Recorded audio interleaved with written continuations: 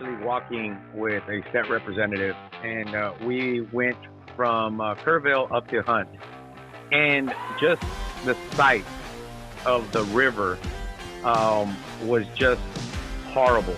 I mean, it looked like a battle zone. Welcome back, viewers, watchers, listeners. I'm your host, Tyler Owen. We've got my co-host, Clint McNear, is in the building today. He is meeting with some executive staff regarding the national FOP conference coming up later on in August. And if he walks in during this recording, then we will welcome him with open arms. Hope you guys are doing safe or staying safe and doing well. Hope you all had a fabulous 4th of July weekend. I did myself down in the hill country. But got to be honest with you, there were some catastrophic events that took place that we're going to have somebody join us later on. Joey Sepulveda, our San Antonio field rep, is going to join us by phone. He's been boots on the ground all weekend long, visiting our members and all the first responders there, conducting the search and rescue operations. But I wanted to highlight something real quick. Here recently, within the last several days, there's been several involving our Texas law enforcement attacks on federal institutions, whether it be an ICE detainer facility or our Border Patrol duty stations, one in McAllen and one in Alvarado, involving law enforcement. And it's one of those realities that we have to face in law enforcement every single day, that we and you guys continue to put on that badge and move forward and push through. And so I just want to tell you guys, number one, and ladies, number one, stay safe, but number two, handle your business. And be prepared for whatever is to come. We don't know why this radical mindset's occurring. I mean, one can assume why, but it's disturbing, and especially on today's date, which this is recorded on, July 7th, which we all know what that means. The historic, five Dallas officers that were shot and killed on July 7th, 2016. So, you guys stay safe out there, and we're going to continue to push out the real message and the pro-law enforcement stuff on social media, and we're going to tell it like it is. And if that's offensive to somebody who doesn't like law enforcement, well, then so be it. Unfollow our page. And so that's kind of what I do for Tmpa on the communication side. So, again, stay safe, be vigilant, and keep up with the good fight. But Joey Sepulveda is with us by phone. Joey? Good afternoon there, Tyler. What's going on, brother? Nice to hear from you again. Yeah, for sure. Just here.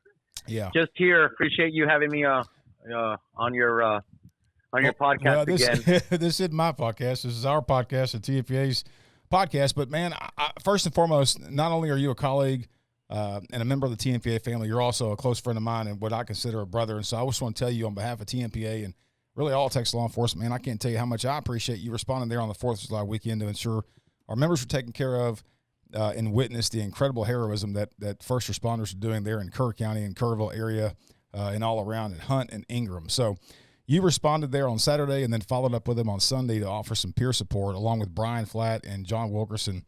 Joey, kind of talk about leading up to the events and at what point did you feel like you needed to respond, and then what did you witness when you were there? Well, to be honest with you, this all started Friday, and of course, everything was just chaotic as it continues to be. The support efforts were just coming in and pouring in, from donations to law enforcement support and the community. I get there Saturday, Tyler, and again, it's a little chaotic. The rescue efforts from our local law enforcement, state, around the area, all the hill country.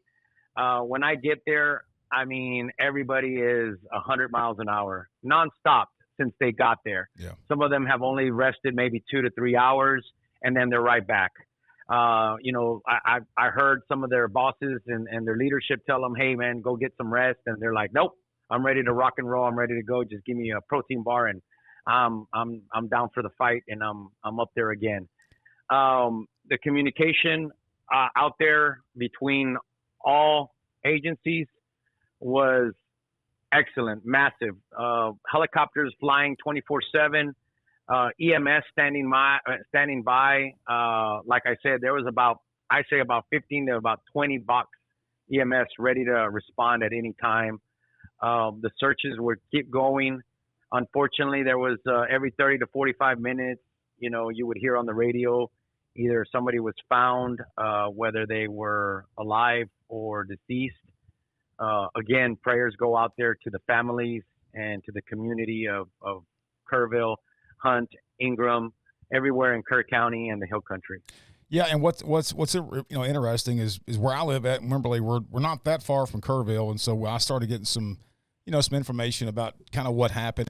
And if you're not from the Hill Country, I will tell you this. Me being from East Texas, moving down here in East Texas, sadly, and I admit this, when we would receive flash flood warnings, flash flood notifications, with the exception of tornado warnings, to be honest with you, I would just kind of fluff it off. Now, there were times when I was on duty and there were some catastrophic floods that occurred there in the city of Marshall and not out in Harrison County. But for the most part, it's just going to mean a lot of rain, right? And that it's not going to affect the travel aspect except on the major highways. And you don't have completely, bridges are not washed out.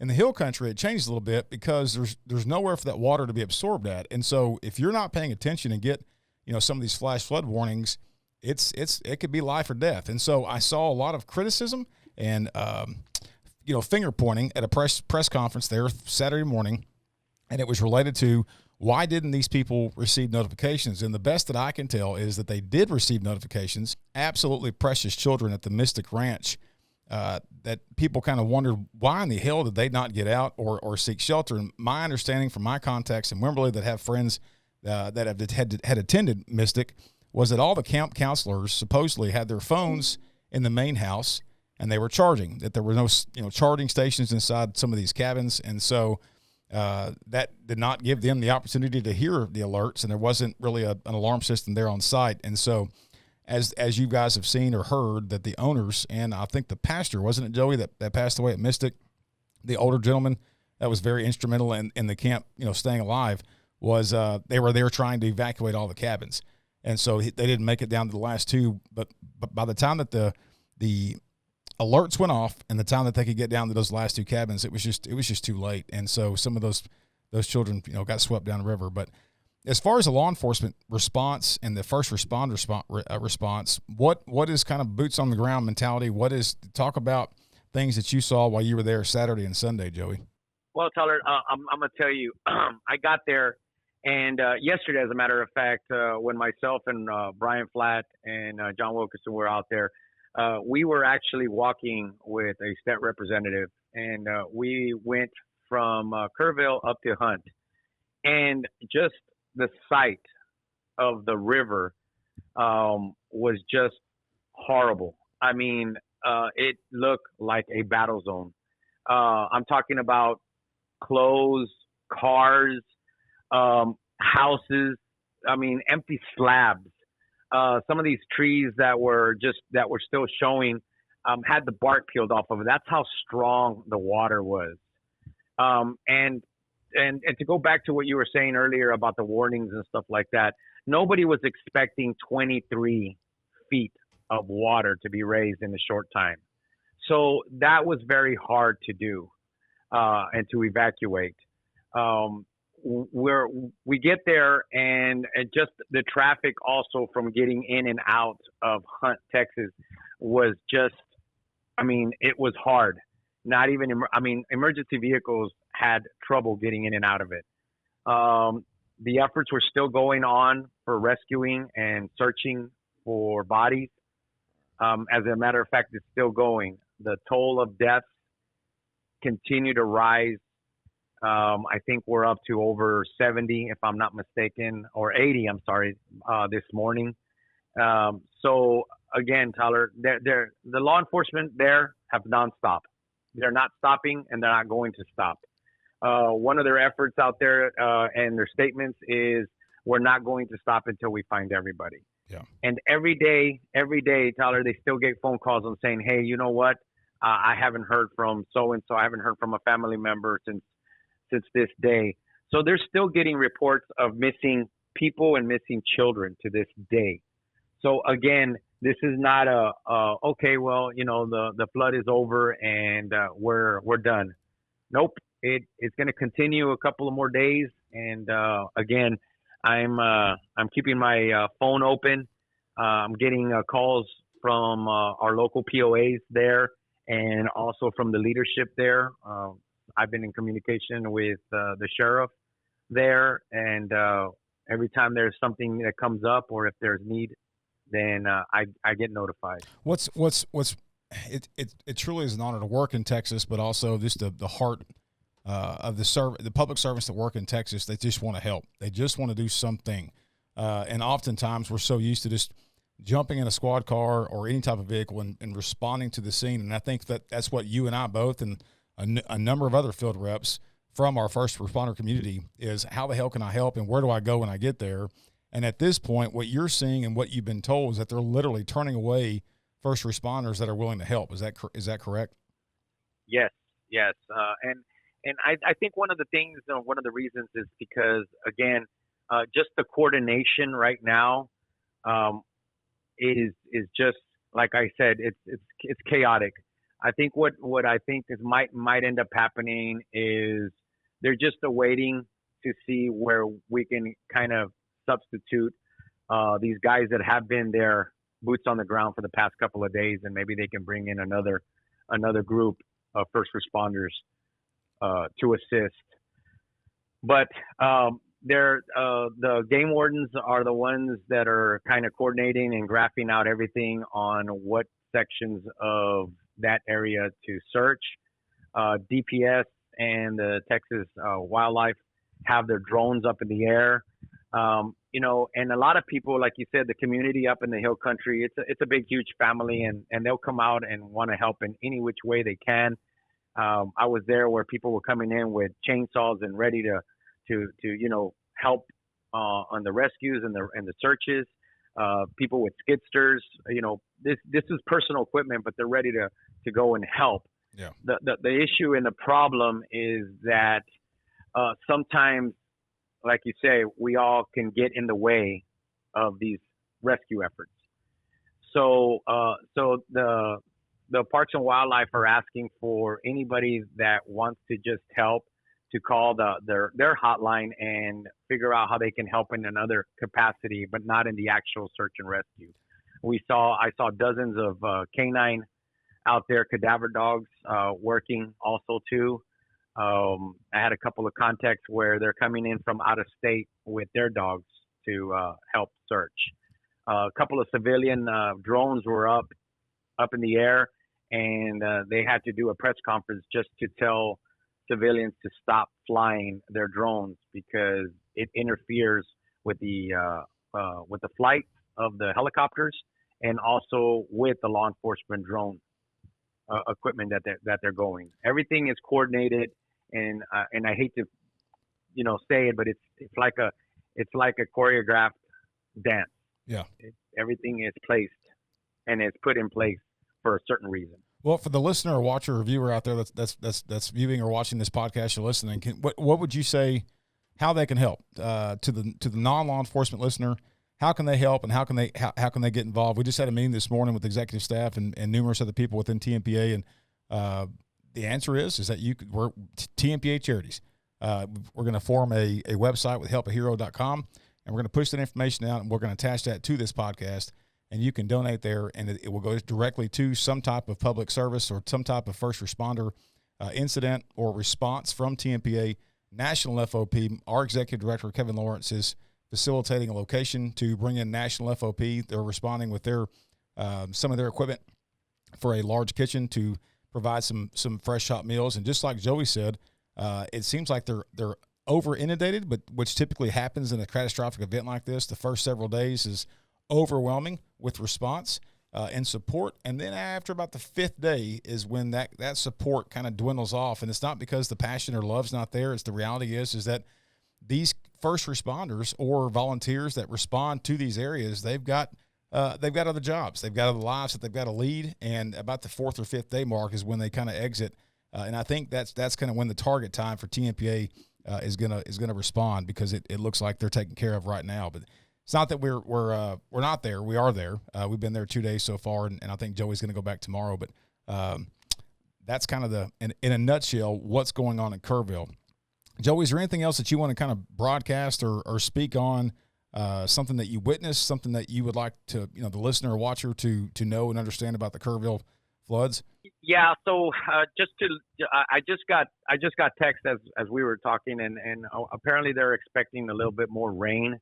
So again, this is not This is not the end.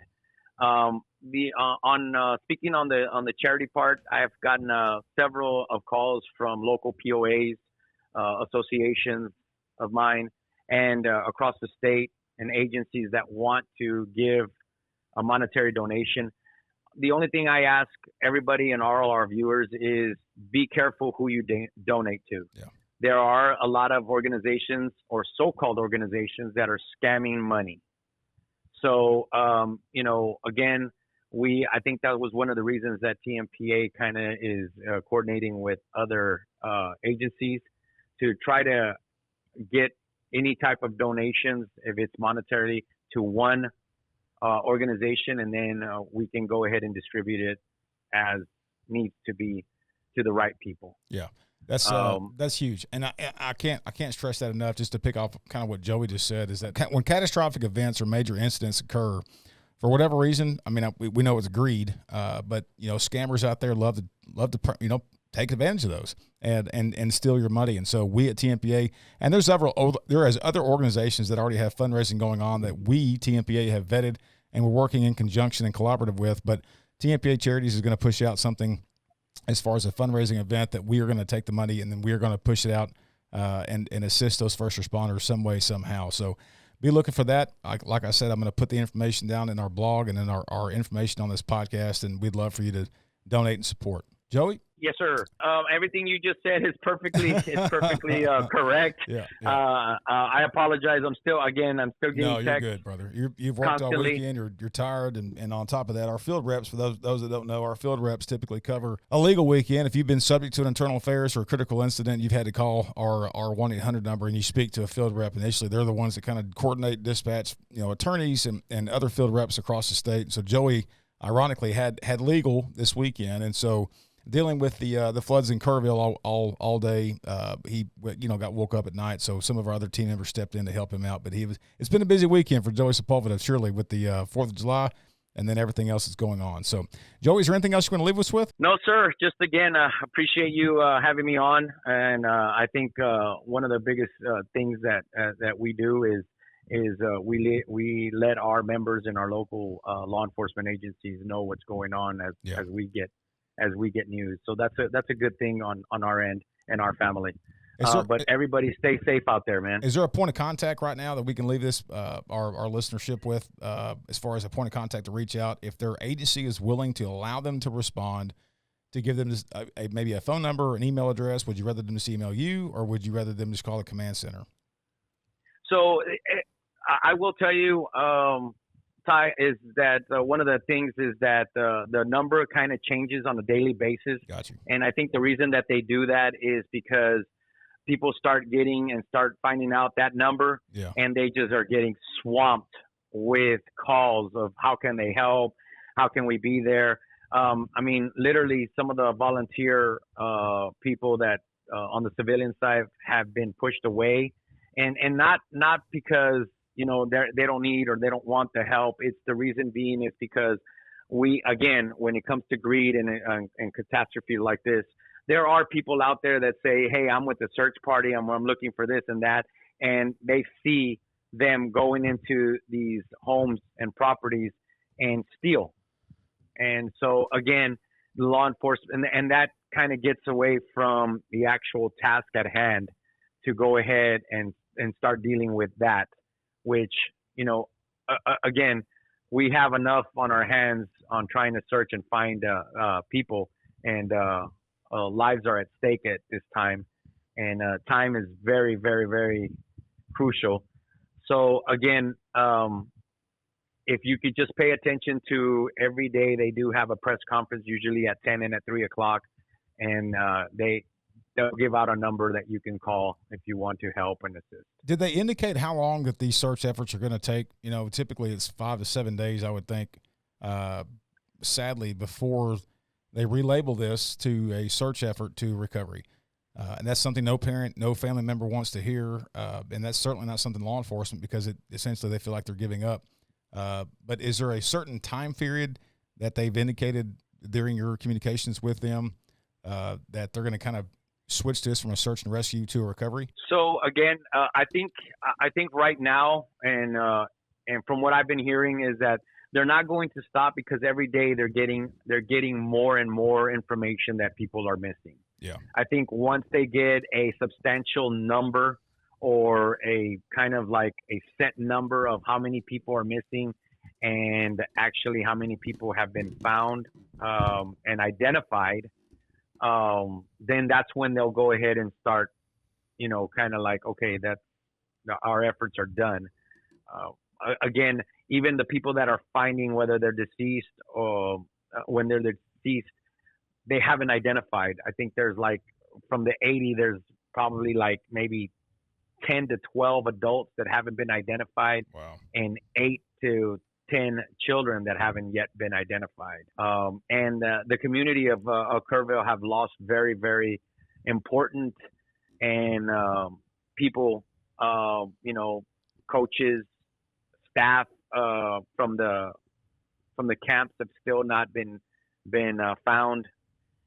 So again, I don't think these guys are going to stop, or we're not going to stop until we kind of find and identify everybody. Well, and I think you hit the nail on the head. By the way, Clint jumped in with us. He's on air with us right now, Joey. But you nailed it on the head during your meeting. You said that Kerrville, for those that don't know, you know where it's at typically, but it's holiday weekend. It's 4th of July weekend when this tragedy struck, and it's right there on the Guadalupe River. And so you're starting to see that this catastrophic event wasn't just locally impacted to that community. You're looking at people that are from New Braunfels, San Antonio, Houston, Dallas, people that traveled into the Hill Country for this, historic holiday of 250 years, America's birthday this weekend, and then this incident take place. And sadly, again, like I hit on earlier, if you're not from the Hill Country or live in the Hill Country, you don't really understand the importance of paying attention to some of the flood watch warnings, and it was just a bad mix for a perfect storm. So again, this weekend was every 4th of July in Kerrville, they have this huge celebration. I mean, I'm talking huge. People come from all over the state and even outside of the state to come to the celebration. Down in at the river, at the park, they had stages set up since Wednesday going into Thursday. People were flying in, driving in, and we're staying at Airbnbs, all the hotels. So this is a huge celebration and a huge weekend for Kerrville. Yeah. And then for this to happen, and again, nobody was prepared for 23 feet within, I say, couple of hours to have that Guadalupe River rise. Yeah, and that was just in Kerrville. It was 27 feet, I believe, in Ingram, which was. It sounds exactly. like that's kind of the major really impacted area. But yeah, it's just a sad event. Again, I can't thank you enough for you responding, and JW and Brian, and supporting our members down there, both mentally and as far as the member services side. So I appreciate it, man. No, anytime, brother. Yeah, that's what we're here for. All right, brother. Hey, take care. Stay safe. Yes, sir. Absolutely. Y'all too. All right. Bye-bye. Again, that was Joey Sepulveda, our San Antonio field rep. I'm joined by the man, the myth, the legend, Texas FOP president, field services supervisor, Clint McNear. Hey. What's up, brother? Nada. Sorry I'm late. Oh, you're good. You It's were facilitating some like we were talking about. The National FOP Board, our executive director, Kevin Lawrence, is facilitating and trying to find a location, you and Kevin, where National FOP can kind of respond to Kerrville. For those that don't know, talk about their response and talk about kind of what National FOP does when catastrophic events like this happen. Yes, our Texas members are used to seeing TMPA's emergency response team. We go out, we help disaster relief, hurricanes, floods, tornadoes. National FOP has a DART team, disaster area response team, I think it is. It's a couple of semi-trailers, corporate sponsored. Yep. And they can go on an even larger scale, feed 600-700 people a day. Multiple meals, 600 or 700 at a time, scaled up quite large. The last one that I saw was the North Carolina last year. When that catastrophic floods, I saw their trailer and I was like, "Oh my God!" That's the first time that I've seen it there on social media. Yeah, it's impressive. I hate I missed you and Joey getting to chat. Joey's done a great job. He has. One thing I would ask, and this is probably I'm not speaking on behalf of anybody other than me. Watching social media and the news play out, and all these people are looking to blame The warnings. They're looking to blame warnings. I've seen a lot of people blaming law enforcement. I've seen people blaming politicians. I've seen them blaming the media. I know that when you lose a child or when you lose a loved one, I know firsthand the emotions are high. Yeah. But every catastrophe, every natural disaster, every horrific accident doesn't always mean it's somebody's fault. Yep. I guess we can blame Mother Nature. Right. But I would really passionately ask people that may hear this, turn their emotion to caring about the people that have lost something or doing something good or reaching out to someone they may know in the area and turn it into something helpful or constructive rather than, well, by God, somebody's at fault. Who can I lay this at the feet of as somebody's blame? Law enforcement didn't cause this. The media didn't cause it. Politicians didn't cause it. I'm very, very, very sorry for people that have lost loved ones, and I understand the passion and the emotions are extremely high. But this wasn't somebody's fault. And I was telling Joey, my contacts in Wimberley. If you look at the news and you look at there was a press conference Saturday morning where they were pointing blame and they were pointing fingers, and somebody's got to be the villain, right? There's always got to be the villain in the situation. But you sit back and you look. Me as a dad, and you as a dad, you're like, man, why the hell didn't the camp get those kids out? And when I found out, and I just talked about this a little bit ago, is that the camp counselors didn't have their phones. They were up at the main house getting charged, and so that's why some of those notifications didn't get pushed out. But man, some things just bad shit happens, and Mother Nature does some pretty horrific things. And we talked offline about my theory behind some of it. Could potentially be linked to cloud seeding. We just don't know. But it's just a horrible situation. But more importantly, what I've seen on the social media side, and of course, in my position, I'm probably going to look at it a little bit different in a different lens, is that you're seeing Texans help Texans. And I think that the response and the amount of phone calls and text messages, not just Joey's gotten, but everybody at TMPA of how the hell can I get involved? Where can I go? Man, that's just the Texan nature, and it's humbling to see that, and it's important for us to continue that by not pointing the villain and not making somebody a villain, but there doesn't need to be. Yeah. So. Yep. And I'm sure you guys hit it. If you didn't, cut me off, please. Everybody's passionate to go help. Mm-hmm. Don't self-deploy. Yep. If you show up, it's kind of like hurricanes. If you show up and become part of the problem, you're not helping. There will be a time. There's a time and a place that everything's going to be needed. But right now, don't add to the confusion of the chaos. Don't self-deploy. Yep. Love the passion. Love the drive. People want to help. Law enforcement, civilians, everybody. But don't go there and end up a casualty yourself or in the way. Think smart as we move forward through this. Right. Well, like I said before, we're going to have this information about TMPA's Help a Hero fundraiser going on that's going to directly impact and assist first responders dealing with that tragedy there in Kerrville. And again, our hearts and prayers go out to the Kerrville community, the Llano community, the Marble Falls, and up in Georgetown too, of this entire Central Texas flooding event that took place over the Independence holiday weekend. I cannot imagine. So again, our hearts and our thoughts and prayers are with you and their families, and they're also with the first responders that are dealing with such a tragedy. But let's shift gears real quick. We've got some important dates coming up. The TMPA conference, July 25th through the 28th, there in Houston, followed by National FOP conference. Yeah, TMPA conference is going to be good this year. Hyatt downtown, Hyatt downtown Houston. Yep. I will fair warn you that the parking may be a problem. It wasn't our doing. It's just the way the hotel's laid out. Be courteous to the hotel staff, and more importantly, be courteous to our staff if you show up and run into some problems. Every conference is fluid, and we're always trying to change and do things on the fly. And so we want to make this conference, your conference, the best that we can. And so just all we ask is just be patient. Yep. TMPA conference ends the 27th or 8th? Yeah, 28th, I think. And the National FOP conference is in Miami, August 4th through 8th.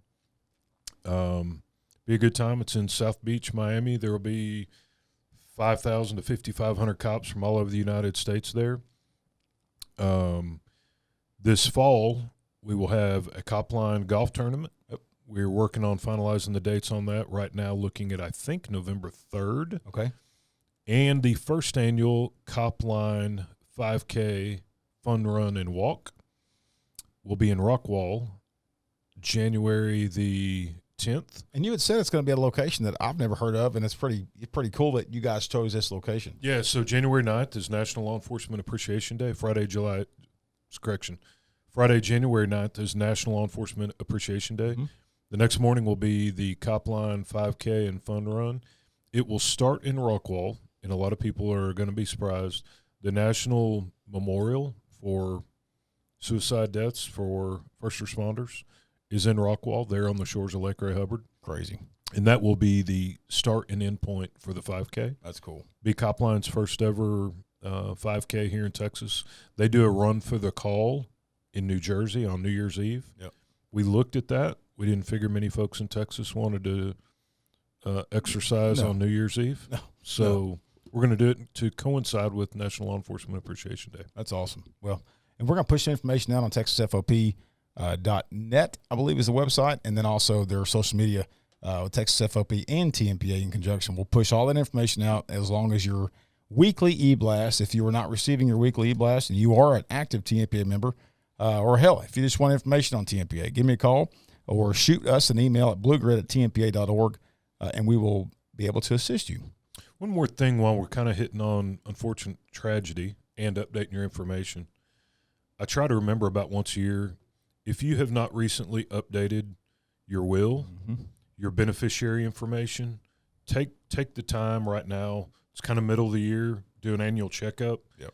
Just because you change your beneficiary, say with TMRS or TCDRS, doesn't mean it changes it with your city or county agency, doesn't mean it changes it with maybe your 401k or on your will.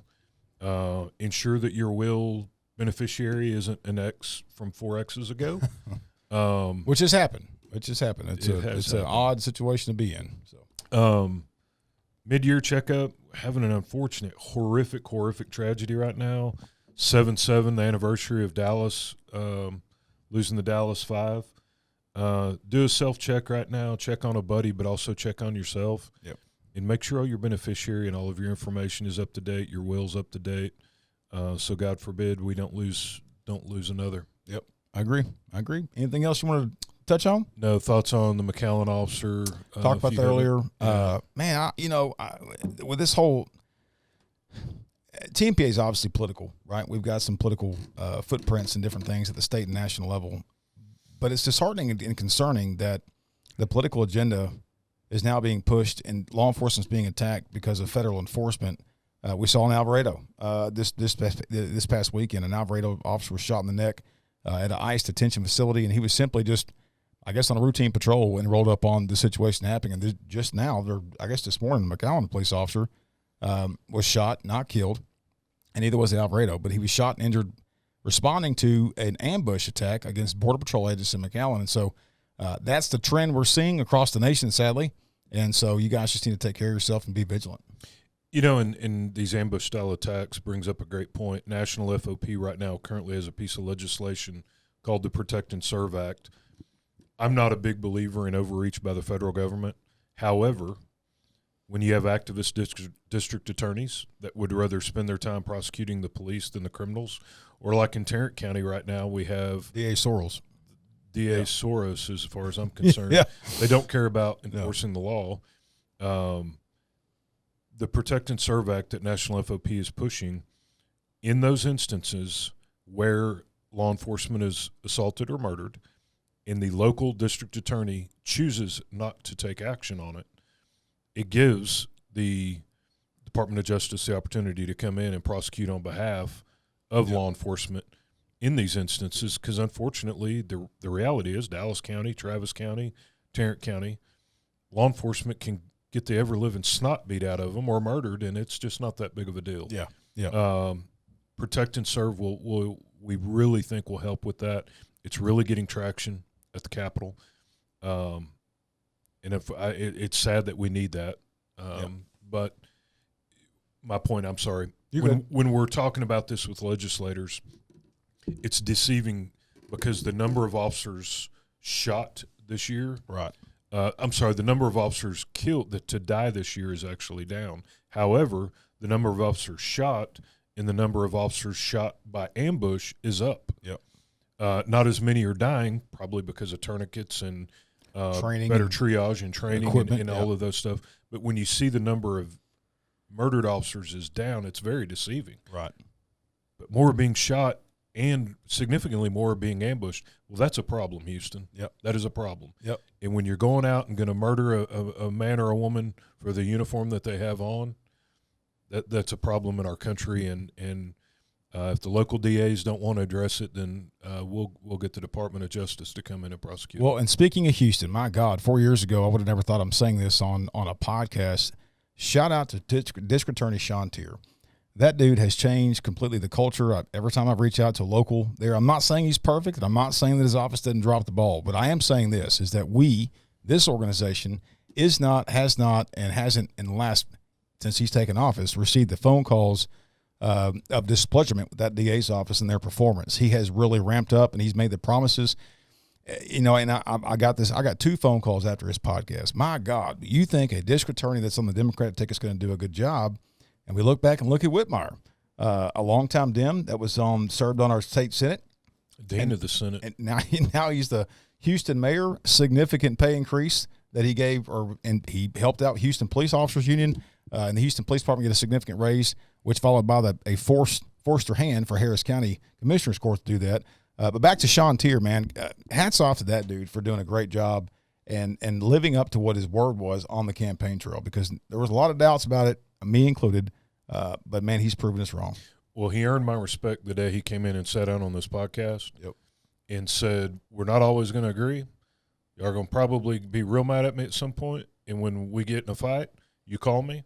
I'll drive my ass back up here. I'll sit on this podcast, and I will account for my actions. Well, there's some people who won't even drive up here and come on this podcast. No. They're too afraid to do it. For somebody to come up here and stand on their convictions 4 hours. and then say, hey, when you get mad at me, at some point it's going to happen. Yep. I'll drive back up here and I'll account for why you're mad at me. You can't be mad at that. No. And Clint mentioned Sorrells earlier, the district attorney in Tarrant County. He and I both have been working on a situation where there were several cases that were dropped, very Travis County-like in the sense of just not being pro-law enforcement. And historically, I grew up in Irving, and Tarrant County has always been somewhat of a law and order type county as far as the district attorney is concerned. And what's going on there is the DA, I can't remember his first name, but his last name is Sorrells. His father-in-law is the chancellor of Texas Tech, and rumored that has deep pockets with a certain elected official at the federal level who is responsible for appointing U.S. attorneys. And so it's rumored that Sorrells has his eye on the prize and assumes that he's going to take that position, and essentially is derelicting his duty as DA and allowing some people who are not like-minded and are not like-minded in the sense of what he promised on the campaign trail, and allowing these cases that are assault on public servant, aggravated assault on public servant, those type of offenses to just fall through the cracks, and handing out sentences of 90 days served on aggravated assault case against public servant. It's just not right. So we at Tmpa pushed out some information about that. Well received within your office. We got some feedback from individuals who work under this DA that are absolutely glad that we called it what it was and called a spade.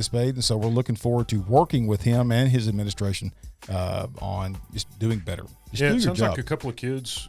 Daddy's gone busy, and so a couple of kids are running amok back at the house, and that needs to be fixed. And just so we're clear, female officer gets her jaw severely damaged, and this young assistant district attorney said, well, it was an accident. He didn't mean to do it.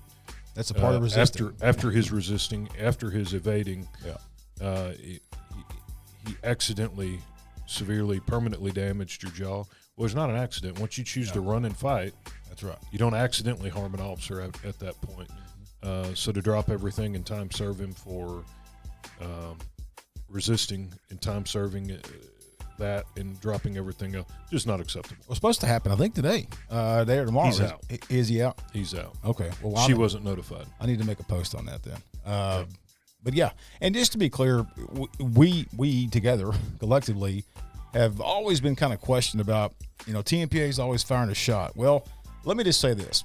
When we get involved in some type of political environment or some kind of political situation, it's ran by several members of law enforcement within TMPA and to include our executive staff. It's not just one lone ranger running our social media platforms. It's vetted information. and then we try to weigh out, is the juice worth the squeeze? And I think we've done a good job the last couple of years of doing that. But we just don't fire shots just to fire shots. And so if we do fire one, there's intent behind it, and there's intent just to say this: do the right thing. Yeah, do the right thing. That's it. That's all we ask you to do. We got to give a voice to the voiceless. That's right. And that's what we're here for. Yep. And it's not rhetoric. It's not rumor. What we do is based on facts, and unfortunately, it's sometimes it's repeat offenders that we're having to call out, or hijacked, or whatever the case may be. Yep. But it's just it's a calculated effort to strengthen our members' voice and the agencies that we serve. So, anyway, you got anything else? I don't think it's good so, seeing you, man. Yeah, it's good seeing you. Keep stay tuned. There's a lot going on in the state. There's a lot going on in law enforcement at the national level. Keep all the people in the Hill Country in your prayers. There's going to be outpouring. Be vigilant in who you give your money to, even when it's not a natural disaster. If somebody calls and purports that they're some police group or some caregiving place, somebody told me the other story a story the other day that their elderly mother-in-law had given a company $10,000. Gosh. Be vigilant in these times, because again, emotions are high. Yep. Certainly understand that, but be smart when we move forward through these things. I agree. Well, again, Tmpa conference, July 25th through the 28th, followed by the FOP conference, August 4th through 8th. Check the Texas FOP website for the national FOP conference, and we very much look forward to seeing you and your entire family and colleagues at our conference there at the Houston Downtown Regency. So, you guys take care, stay safe, God bless you, and as always, may God bless Texas. We're out. As stated on this broadcast, TMPA has launched a fundraising event to assist those who serve Texas. To find out more information, visit tmpa.org or visit us on social media.